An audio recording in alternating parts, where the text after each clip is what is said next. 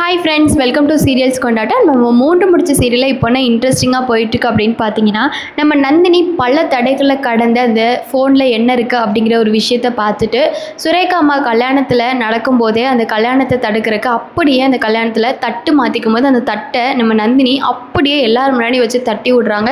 ஆனால் இவ்வளோ தைரியம் இந்த அம்மாவுக்கு எப்படிப்பா வந்துச்சு? இவ்வளோ நாள் பம்மி பதுங்கி இருந்த நந்தினி இப்போ சீரும் புளியாக மாறினதுக்கான காரணம் என்ன அப்படிங்கிறது நமக்கு தெரியும். ஸோ இதுக்கான என்ன ட்விஸ்ட் அப்படின்னு தெரிஞ்சுக்கணுன்னா இந்த வீடியோவை லைக் பண்ணிட்டு நம்மள இன்னும் நீங்கள் சப்ஸ்கிரைப் பண்ணாமல் இருந்தீங்கன்னா சப்ஸ்கிரைப் பண்ணிக்கோங்க. நம்ம நந்தினி பண்ண இந்த விஷயத்தை பற்றி நீங்கள் என்ன நினைக்கிறீங்க, இதுக்கு எத்தனை மார்க் கொடுப்பீங்கன்னு சொல்லிட்டு கமெண்ட் பண்ணுங்கள். அதுக்கப்புறமா நம்ம சூர்யாவும் உங்களுக்கு பிடிச்சிச்சின்னு நினச்சிங்கன்னா நம்ம சூர்யா சூப்பர்னு சொல்லிட்டு கமெண்ட்டை தட்டி விடுங்க. வாங்க இப்போ நம்ம வீடியோக்குள்ளே போயிடலாம். நம்ம நந்தினி ஃபோனில் இருக்கிற எவிடன்ஸை பார்க்கணும் அப்படின்னு சொல்லிட்டு ரொம்ப ஆர்வமாக அங்கேருந்து கிளம்புறாங்க. ஆனால் சூர்யா கிட்ட என்ன சொல்லிட்டு போகிறதுன்னு நம்ம நந்தினிக்கு தெரியல. உடனே விஜய்க்கு உடம்பு சரியில்லைன்னு சொல்லிட்டு எப்படியோ சூர்யா சாரை சமாளித்து அங்கேருந்தே கிளம்பிடுறாங்க. ஸோ கிளம்புனதுக்கு அப்புறமா நம்ம பரமேஸ்வரி நந்தினியை நோட்டமிட்டுட்டே தான் இருக்காங்க. அப்போ தான் நந்தினிக்கிட்ட சரி நம்ம சும்மா பேச்சு கொடுப்போம் அப்படின்னு சொல்லிட்டு நந்தினிக்கிட்ட பேச்சு கொடுக்குறாங்க. ஆனால் நந்தினி பரமேஸ்வரிக்கிட்ட இப்போ பேசுறதுக்கெலாம் எனக்கு டைம் இல்லை, உங்ககிட்ட பேசவும் எனக்கு இஷ்டம் இல்லை, நான் இங்கேருந்து போய் ஆகணும், எனக்கு ஒரு முக்கியமான வேலை இருக்குது அப்படின்னு நந்தினி சொல்லவுமே நந்தினிக்கிட்ட பரமேஸ்வரி எல்லா உண்மையும் சொல்கிறாங்க. ரஞ்சித் தான் எங்களை அனுப்புனா, ரஞ்சித்துக்கு நாங்கள் அடியாளாக இருக்கோம், ரஞ்சித்துக்கிட்ட பல பணத்தை நாங்கள் வாங்கணும்னு சொல்லிட்டு ரஞ்சித்துக்கு ஹெல்ப் பண்ணுறோம், அதனால நீ இந்த வீட்டு விசுவாசத்துக்காக உதவி செய்கிற, ஆனால் நாங்கள் பணத்துக்காக உதவி செய்கிறோம், அதனால எங்களுக்கு பணம் தான் முக்கியம், உன்னை கொலை பண்ணிட்டு கூட நாங்கள் இந்த ஃபோனை உங்ககிட்ட இருந்து எடுத்துகிட்டு போயிடுவோம், நந்தினி ஒழுங்காக மரியாதையாக நீயே இந்த ஃபோனை எங்ககிட்ட கொடுத்துரு அப்படின்னு சொல்லிட்டு பரமேஸ்வரோட அண்ணனும் சேர்ந்து நந்தினிக்கு ஒரு மிரட்டல் விடுறாங்க. ஆனால் நந்தினி அசரவே இல்லை, அங்கேருந்து ஓடி வந்துடுறாங்க.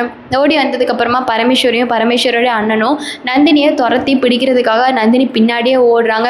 ஆனால் நந்தினி ஒரு ஆட்டோவை கரெக்டாக பார்த்து அந்த ஆட்டோவில் ஏறி அண்ணா சீக்கிரம் போங்க அப்படின்னு சொல்லிட்டு ஆட்டோவில் பதட்டமாக நந்தினி ஏறி போயிட்டாங்க. ஒரு ஸ்டேஜுக்கு மேலே நந்தினியை பிடிக்க முடியாத பரமேஸ்வரியோட அண்ணனும் ரொம்பவே ஏமாந்து போயிட்டாங்க. இப்போது இந்த நேரத்தில் நம்ம ரஞ்சித் பரமேஸ்வரிக்கு கால் பண்ணுறாங்க.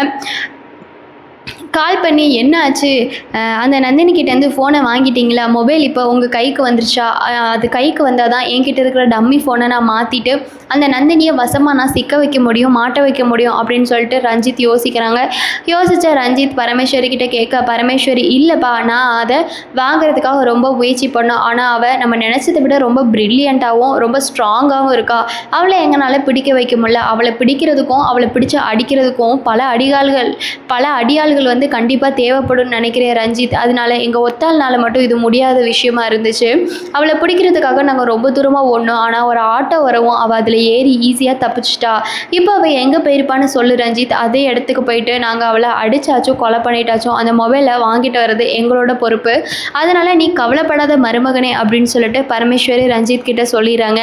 ரஞ்சித் உடனே அவள் கண்டிப்பாக அவளோட அக்காவான அந்த விஜய் வீட்டுக்கு தான் போயிருப்பாள், அந்த விஜய் வீட்டு அட்ரஸை நான் அனுப்பி வைக்கிறேன், அந்த வீட்டுக்கே போயிட்டு அவளை அடித்தாச்சும் நீங்கள் எப்படியாச்சும் அந்த மொபைலை அங்கேருந்து எடுத்துகிட்டு வந்துருங்கன்னு பரமேஸ்வரி கிட்ட ரஞ்சித் சொல்ல உடனே பரமேஸ்வரி சரி இப்போ நீ ஃபோனை வைப்பா, நான் வேலையை முடிச்சுட்டு தான் உனக்கு நான் இந்த பரமேஸ்வரி கால் பண்ணுவேன், இந்த பரமேஸ்வரி எத்தனை கஞ்சா பிஸ்னஸ்லேருந்து எவ்வளோ கொலை எவ்வளோ திருட்டு எல்லா பிஸ்னஸும் பண்ணியிருக்கா, இவளுக்கு ஒன்றும் இது ஒன்றும் இந்த நந்தினி ஒன்றும் லேசாக போயிடல, இந்த நந்தினி ஒரு சப்ப பீஸ் தான், இவளை எப்படி இருந்தாலும் நான் பிடிச்சி இந்த ஃபோனை வாங்கிடுவேன்னு சொல்லிட்டு நம்ம பரமேஸ்வரி ரொம்பவே உறுதியாக ரஞ்சித்தோட ஃபோனை கட் பண்ணிடுறாங்க. இப்போ பரமேஸ்வரி அண்ணனும் டிஸ்கஸ் பண்ணுறாங்க. பரமேஸ்வரி அவங்க அண்ணன்கிட்ட இங்கே பாருண்ணா, இந்த நந்தினியை சும்மாவே விடக்கூடாது, இந்த நந்தினி நம்ம கண்ணிலேயே கண்ணை தூவிட்டு ஓடிட்டா, ஆனால் இந்த நந்தினி எங்கே போயிருப்பாங்கிற அட்ரஸை நம்ம மாப்பிள்ளை அனுப்பி வைக்கிறேன்னு தான் சொல்லியிருக்காரு, அவர் அனுப்பி வச்சதுக்கப்புறமா அந்த வீட்டுக்கே போய் யார் இருந்தாலும் பார்க்கக்கூடாதுன்னா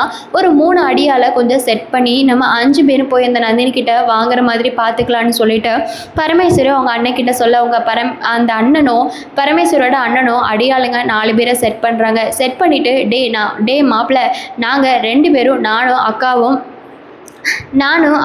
நானும் தங்கச்சியும் அந்த நந்தினி இருக்கிற இடத்துக்கு போயிடுறோம், நீங்கள் 3 பேரும் எங்களை ஃபாலோ பண்ணி வந்துருங்கடா அப்படின்னு சொல்ல அவங்க 3 பேரும் நீங்கள் போங்கண்ணே நாங்கள் வந்துக்கிறோம், நீங்கள் ஃபஸ்ட்டு போய் அந்த வேலையை முடிங்க, ஏன்னா பல லட்ச ரூபாய் கிடைக்குதுன்னு சொல்லும்போது நம்ம இந்த விஷயத்தில் ரொம்ப அஜாக்கிரதையாக இருக்கக்கூடாது, ரொம்ப ஜாக்கிரதையாக தான் இருக்கணும், நீங்கள் போங்கண்ணா நாங்கள் வந்துடுறோம் அப்படின்னு சொல்லிட்டு அந்த 3 ரவுடிங்களும் ஃபோனை வச்சிடுறாங்க. இப்போது நம்ம பரமேஸ்வரோட அண்ணனும் 2 பேர் நந்தினியை பார்க்குறதுக்காக அந்த லொக்கேஷனை ஃபாலோ பண்ணி போகிறாங்க. ஃபாலோ பண்ணி போனால் விஜயும் நந்தினியும் அந்த வீட்டுக்குள்ளே இருக்காங்க.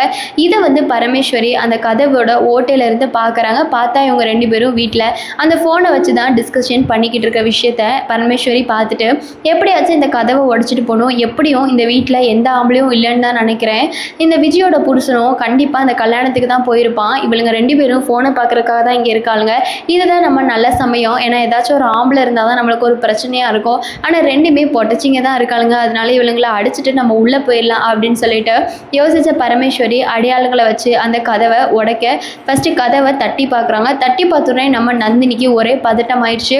கண்டிப்பாக வந்து அந்த பரமேஸ்வரி தான் என்னை ஃபாலோ பண்ணி வந்திருக்கணும், இல்லைன்னா அந்த ரஞ்சித் தான் வந்து என்னை ஃபாலோ பண்ணி வந்திருக்கணும்க்கா, அதனால நம்ம கதவை திறக்க வேண்டாம், நம்ம சூர்யா சாருக்கும் விவேக்குக்கும் கால் பண்ணி கன்ஃபார்ம் பண்ணிவிட்டு கதவை திறக்கலாம் அப்படின்னு யோசிச்சுட்டு விவேக்குக்கு நந்தினியோட அக்காவான விஜி கால் பண்ணுறாங்க. கால் பண்ணி என்னங்க நீங்களாம் இங்கே வந்திருக்கீங்க அப்படின்னு சொல்லிட்டு கேட்டதுக்கப்புறமா விவேக்கு, அடியை நான் எங்கடி வரேன், நானும் அங்கே வரலை, எனக்கே சூர்யா ஒரு பெரிய வேலை கொடுத்துட்டான், நான் முதல்ல இந்த பிளட் சாம்பிளை வாங்கிட்டு முதல்ல அவனை போய் மீட் பண்ணி இந்த சாம்பிளை அவன்கிட்ட கொடுத்துட்டு வந்தாதாண்டி எனக்கு நிம்மதி, நான்லாம் திரும்ப வீட்டுக்கு வரலை, ஏமா என்னாச்சு, ஏதாச்சும் ப்ராப்ளமா அப்படின்னு கேட்டோன்னே, இல்லைங்க எங்களோட வீட்டு வாசலை சில பேர் தட்டிட்டு நிற்கிறாங்க, எங்களுக்கு ரொம்ப பயமாக இருக்குது, ஆனால் விவேக்கு நீங்களும் இல்லைன்னு சொல்கிறீங்க, சூர்யா அண்ணனும் கண்டிப்பாக இருக்க மாட்டாங்க, அப்போ யார் கதவை தட்டுறா அப்படின்னு சொல்லும் போது தான் விவேக் சொல்கிறாங்க விஜி கிட்ட, விஜி நீ கதவை திறக்காத, யாருன்னு தெரியாமல் நான் அங்கே வந்துக்கிட்டே இருக்கேன், நானும் சூர்யாவும் 2 பேருமே சேர்த்து வரேன் அப்படின்னோடனே உடனே நந்தினி, வேண்டாம் வேண்டாம் சூர்யா சார்கிட்ட இதை பற்றி எதுவும் சொல்ல வேண்டாம், நீங்கள் மட்டும் வாங்கினே அப்படின்னு சொல்லிட்டு நீங்கள் வேற உங்கள் ஃப்ரெண்ட்ஸ் யாரையாச்சும் கூட்டிகிட்டு வாங்கினே அப்படின்னு சொல்லிட்டு நந்தினி சொல்லிடுறாங்க. உடனே விவேக்கு பிளட் சாம்பிளை வாங்க போன விவேக்கு நம்ம நந்தினியும் விஜயும் காப்பாற்றுன்னு சொல்லிட்டு காரை அப்படியே ரிட்டன் திருப்பிக்கிட்டு வராங்க. வந்ததுக்கப்புறமா தான் பரமேஸ்வரியிலேருந்து எல்லாருமே தட்டிக்கிட்டே இருக்காங்க. ஒரு ஸ்டேஜுக்கு மேலே தட்டும் போது நம்ம நந்தினியும் விஜயும் திறக்காம ரொம்ப ஷாக் ஆகி அந்த ஃபோனில் இருக்க விஷயத்தை எப்படியாச்சும் பார்க்கணும், ஆபத்து நம்மளை நெருங்கிக்கிட்டே இருக்குன்னு சொல்லிட்டு ஃபோனில் இருக்க விஷயத்தை பார்க்கணும்னு சொல்லிட்டு ஃபோனை ஓப்பன் பண்ணி ஃபோனில் இருக்க எல்லா விஷயத்தையும் நந்தினியும் விஜயும் பார்த்துடுறாங்க. பார்த்து முடிச்சதுக்கு அப்புறமா இந்த ஃபோனை இவங்க வாங்கிட்டு போனாலும் வாங்கிட்டு போயிடுவாங்க. ஸோ அந்த ஃபோனில் இருக்க எவிடன்ஸ் எல்லாம் ஏதாச்சும் லேப்டாப்பு இல்லைன்னா உங்கள் ஃபோனுக்கு மாற்றணும்னு சொல்லிட்டு அந்த ஃபோனில் இருக்க எவிடன்ஸ் எல்லாம் விஜி ஃபோனுக்கு மாற்றுறாங்க. ஸோ மாற்றினதுக்கப்புறமா கரெக்டாக கதவை தட்டிக்கிட்டு இருந்த எல்லா ரவுடிஸும் கதவை உடச்சிக்கிட்டு வந்துட்டாங்க. வந்ததுக்கப்புறமா நம்ம நந்தினிக்கும் விஜிக்கும் என்ன பண்ணுறதுனே தெரியல.